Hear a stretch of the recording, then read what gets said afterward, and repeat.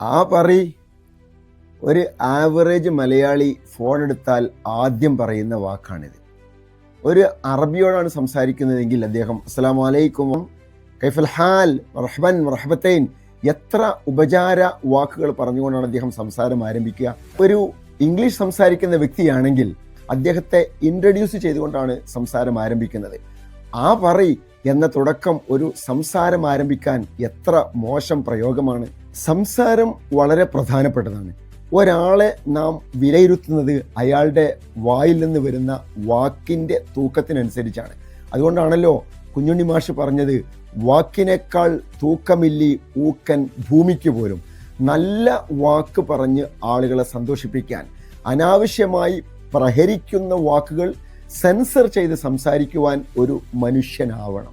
വിശുദ്ധ ഖുർആൻ പറയുന്നുണ്ട്, ഖൂലു ഖൗലൻ സദീദ, നിങ്ങൾ നല്ല വാക്കുകൾ ഉപയോഗിച്ച് മനോഹരമായി സംസാരിക്കുക.